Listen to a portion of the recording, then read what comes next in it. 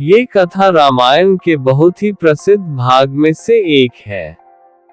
यहाँ पर वत्स के माध्यम से ऋषि विश्वामित्र राम को उस घटना के बारे में बता रहे हैं जब राजा सगर ने अपने पुत्रों को अनेक पुत्रों की प्राप्ति का वचन दिया था, परंतु उनका एक पुत्र दुराचारी हो गया और उसके कारण उनकी यज्ञ गाथा में विघ्न आया। यहाँ तक कि उनके पुत्रों ने पृथ्वी को खोदने का काम भी किया, परंतु अंत में कपिल मुनि के आगमन से वह घटना समाप्त हुई। ऋषि विश्वामित्र ने कहा, वत्स राम, तुम्हारी ही अयोध्यापुरी में सगर नाम के एक राजा थे। वे पुत्रहीन थे।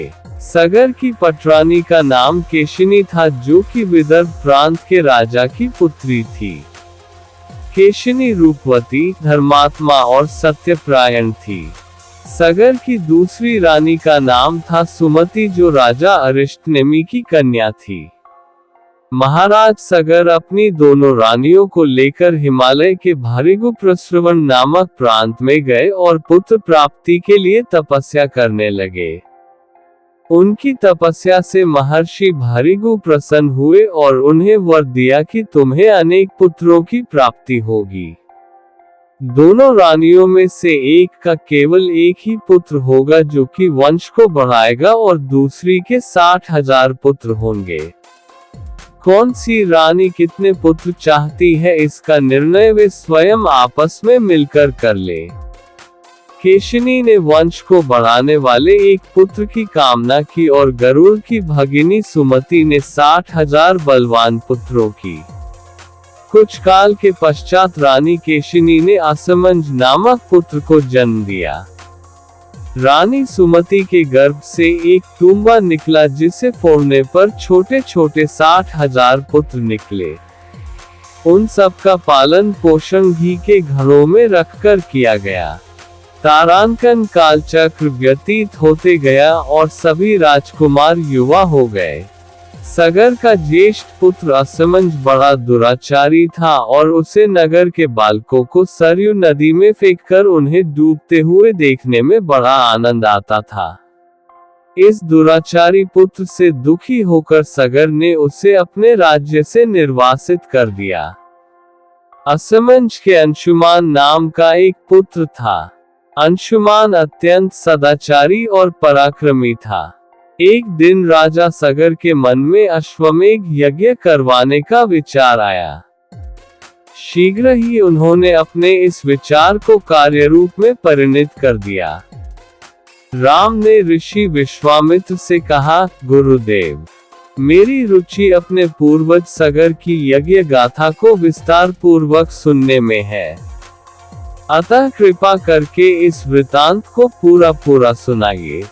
राम के इस प्रकार से जिज्ञासा व्यक्त करने पर ऋषि विश्वामित्र प्रसन्न होकर कहने लगे, राजा सगर ने हिमालय एवं विंध्याचल के बीच की हरितिमायुक्त भूमि पर एक विशाल यज्ञ मंडप का निर्माण करवाया। फिर अश्वमेध यज्ञ के लिए श्यामकर्ण घोड़ा छोड़कर उसकी रक्षा के लिए पराक्रमी अंशुमान को सेना के साथ उसके पीछे पीछे भेज दिया। यज्ञ की संभावित सफलता के परिणाम की आशंका से भयभीत होकर इंद्र ने एक राक्षस का रूप धारण किया और उस घोड़े को चुरा लिया। घोड़े की चोरी की सूचना पाकर सगर ने अपने 60,000 पुत्रों को आज्ञा दी कि घोड़ा चुराने वाले को पकड़कर या मारकर घोड़ा वापस लाओ।